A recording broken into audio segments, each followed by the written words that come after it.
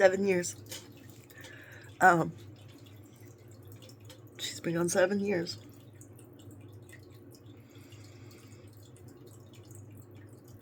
And my body has quietly acknowledged all the loss. I was dating someone who I thought was going to be a lifelong partner. And he was just sticking around long enough for the young girl to notice him. And when Sienna died, everybody split. There wasn't a soul around for support. And yeah, the dude, the dude finally admitted that, like, he didn't love me. It was the one time that he was actually, like, forthcoming with information, was right after Sienna had died. He said that he didn't love me enough to make plans around me.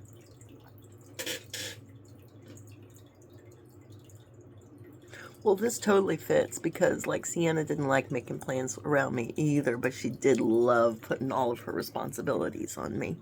And while I was never good enough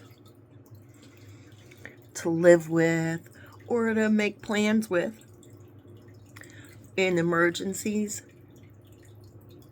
those children were dumped on me time and time again. I had known that woman for an entire 24 hours the first time that she dumped those 2 twins on me. With 3 diapers and the promise to be right back. And she didn't come back for 8 hours. So I gotta admit, the bar was super low. The bar was so low at the time. Party moms, partying.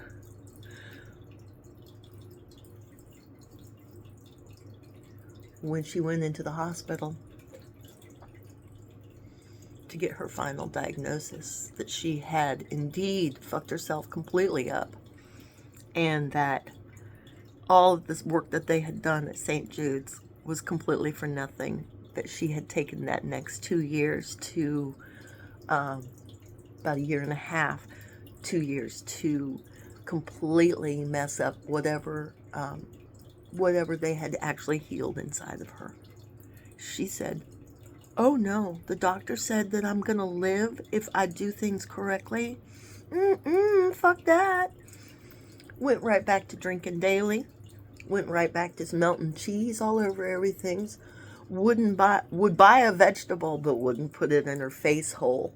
And we fought bitterly over it because I was there at that doctor's appointment when he put his finger up her ass and said to me, looking me in the eye, this man with his finger in this woman's butt, looked me in the eye and said, "I think that she's gonna make it as long as she eats vegetables and drinks a lot of water and stops and doesn't go back to daily drinking. She's fine. She's got it beat." Well, she didn't like that, did she? It's so much more fun to leave a pretty corpse than to fucking stick around and wait until your children make it through high school and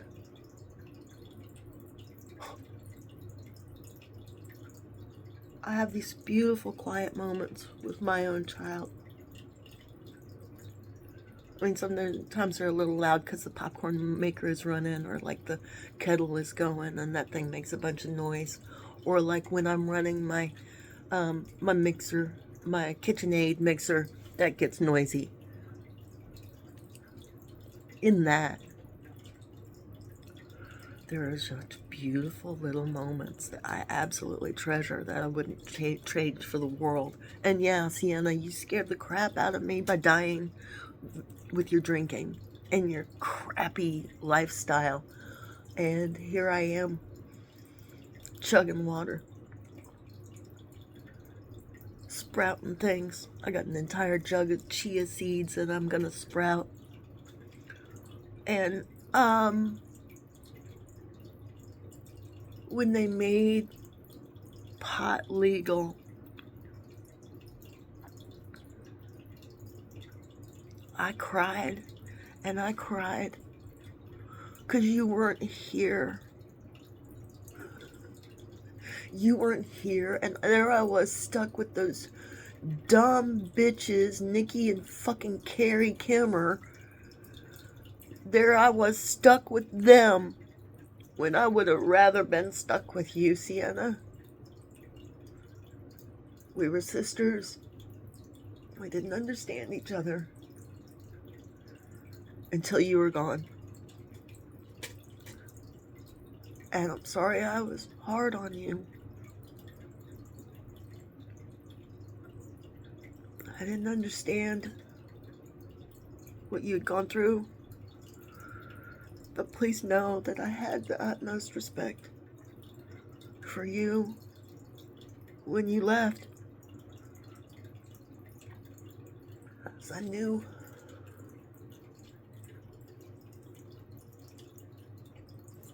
it wasn't entirely of your making. And I'm not going to be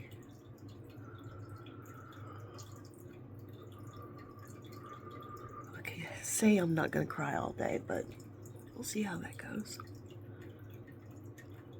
I'm lucky to have experienced any of it, including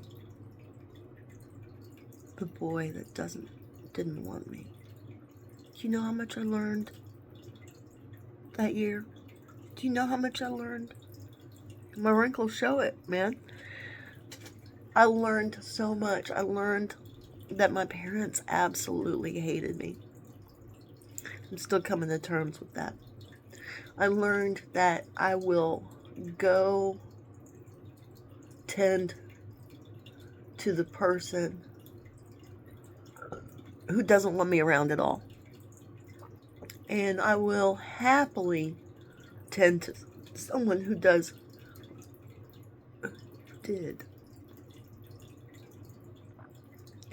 I did happily tend to people who wanted not one thing to do with me,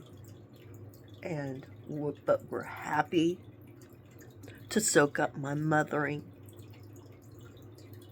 And I would come and I'd pick up the heavy thing, and I'd mow a lawn, and I'd do your hair, and I'd clean your house. But it doesn't make us friends. And it sure as fuck doesn't make us lifelong partners. And I guess I just had to absolutely lose everything that made me feel like home.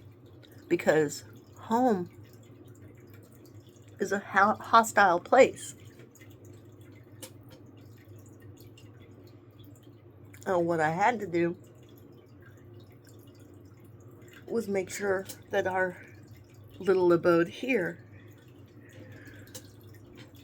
was not a place where hate is. Hate does not live here. I mean, we get frustrated. Child's father passed. There's a lot of things going on to be angry about, but we don't hate each other, and we sure as heck am staying very active and eating lots and lots of vegetables and fruits so that I can outlive absolutely everybody, it seems.